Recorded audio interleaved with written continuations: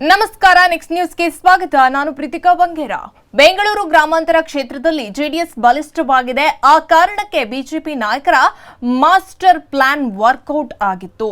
ದಳಪತಿಗಳ ಬೆಂಬಲ ಪಡೆದು ಹಾಲಿ ಸಂಸದ ಡಿಕೆ ಸುರೇಶ್ ವಿರುದ್ಧ ಡಾಕ್ಟರ್ ಸಿಎನ್ ಮಂಜುನಾಥ್ ಅವರನ್ನ ಕಣಕ್ಕಿಳಿಸಿದ್ರು. ಲೋಕಸಭೆ ಚುನಾವಣೆಯ 2024ರ ಅಖಾಡದಲ್ಲಿ ಡಾಕ್ಟರ್ ಮಂಜುನಾಥ್ ಭರ್ಜರಿ ಗೆಲುವು ಕೂಡ ಪಡೆದಿದ್ದಾರೆ. ಡಾಕ್ಟರ್ ಸಿಎನ್ ಮಂಜುನಾಥ್ ಅವರಿಗೆ ಕೇಂದ್ರ ಆರೋಗ್ಯ ಸಚಿವ ಸ್ಥಾನ ಸಿಗಬಹುದು, ಬಹುತೇಕ ಗ್ಯಾರಂಟಿ ಆಗಿದೆ. ಬಿಜೆಪಿ ಮತ್ತು ಎನ್ಡಿಎ ಒಕ್ಕೂಟದಲ್ಲಿ ಆಯ್ಕೆಯಾಗಿ ಬಂದಿರುವ ಸಂಸದರ ಹಿನ್ನೆಲೆ ಗಮನಿಸಿದ್ರೆ ಇದೀಗ ಡಾಕ್ಟರ್ ಸಿಎನ್ ಮಂಜುನಾಥ್ ಆರೋಗ್ಯ ಸಚಿವರಾಗಲು ಸೂಕ್ತ ಅಂತ ಹೇಳಬಹುದು. ಯಾಕೆಂದ್ರೆ ಮೋದಿ ಸಂಪುಟದಲ್ಲಿ ಆರೋಗ್ಯ ಸಚಿವ ಸ್ಥಾನ ನಿರ್ವಹಿಸಲು ವೈದ್ಯಕೀಯರ ಅವಶ್ಯಕತೆ ಇದೆ.